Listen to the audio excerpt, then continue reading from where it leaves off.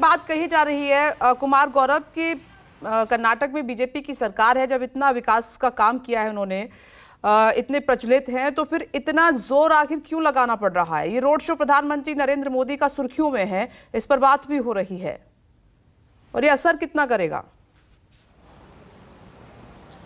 देखिए विपनेश, बिल्कुल प्रयास यही है कि असर ये ज़्यादा करे, और इसलिए प्रधानमंत्री का 36 किलोमीटर लंबा रोड शो है, एक ही दिन में होना था।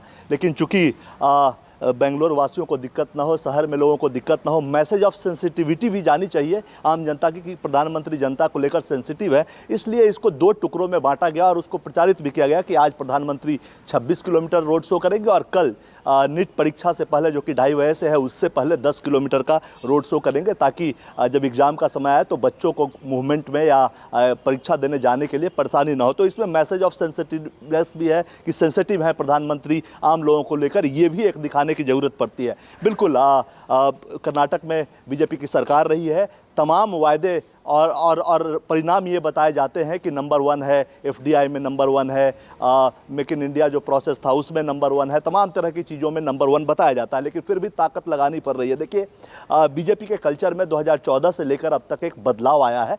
पहले जहां सरकार है वहां थोड़ा सुस्त प्रचार होता था और उसी का नतीजा होता था कि पार्टी चुनाव हारती थी, लेकिन अब म्युनिसिपल कॉर्पोरेशन का चुनाव हो, विधानसभा का चुनाव हो या फिर लोकसभा का चुनाव हो, पार्टी के छोटे से लेकर सबसे बड़ा चेहरा मैदान में उतरता है और प्रधानमंत्री अपनी तरफ से ज़्यादा वक्त देकर एक मैसेज ये भी पार्टी में देने का प्रयास करते हैं कि थकना नहीं है। 73 साल की उम्र में मैं 36 किलोमीटर लंबा रोड शो कर सकता हूं, गुजरात में 50 किलोमीटर लंबा रोड शो किया, तो आम कार्यकर्ता क्यों नहीं। हाँ, सत्ता बचाने की लड़ाई यहाँ है, इसमें कोई दो राय नहीं है। और बेंगलुरु के जिस इलाके में प्रधानमंत्री का 2 दिन का रोड शो है, वहाँ 28 सीटें हैं और कहा यह जाता है कि शहरी क्षेत्र जो होता है, खासकर इसमें शहरी क्षेत्र है, वो बीजेपी का होता है, लेकिन यहाँ कांग्रेस और बीजेपी में बराबर की लगभग टक्कर होती है।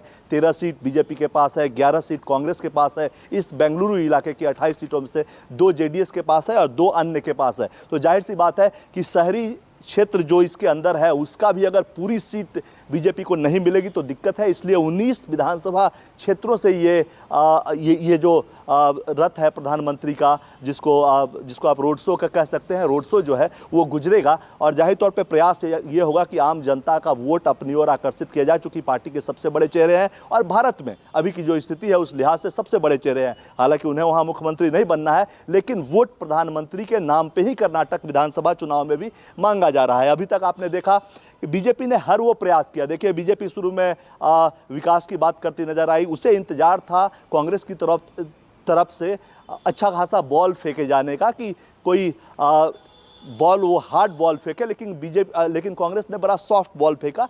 पीएफआई पे बैन के साथ साथ विश्व हिंदू परिषद के बजरंग दल को बैन करने की बात को लेकर उसके बाद बीजेपी को मुद्दा मिला, जो अक्सर जिसकी ताक में बीजेपी अक्सर होती है, क्योंकि बीजेपी के जीत का जो अब तक की रणनीति रही है, तमाम राज्यों में देखें, लोकसभा में देखें या राज्य विधानसभा चुनावों में देखें, डेवलपमेंट प्लस हिंदुत्व का एजेंडा दोनों का जब कॉकटेल बलता है तो वही ईवीएम में जाता है और उससे बीजेपी को जीत मिलती है। तो बीजेपी इस प्रयास में थी, सिर्फ डेवलपमेंट की बात हो रही थी, लेकिन सिद्धारमैया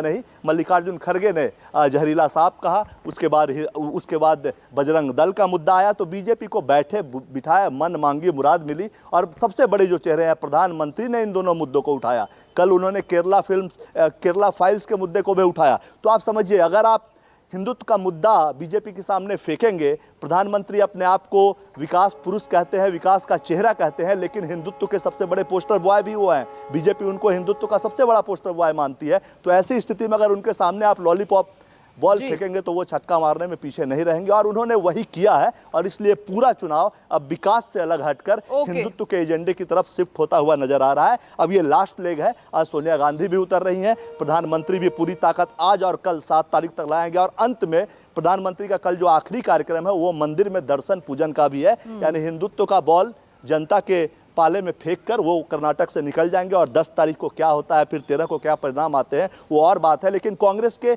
हर बॉल पे प्रधानमंत्री ने छक्का मारने का प्रयास किया है और कहते हैं कि दूध का जला छाछ भी फूंक कर पीता है, लेकिन ऐसा लग रहा है कांग्रेस पार्टी ने जो के तरफ से जो बयान आए और जो मुद्दे दिए गए उससे लग रहा है कि जले हुए मुंह में भी वो गर्म चाय बहुत इंजॉय करके पी रहे हैं। ऐसी स्थिति देखने को कर्नाटक में मिली है और बीजेपी और प्रधानमंत्री उसका लाभ उठाना चाहते हैं। ठीक है।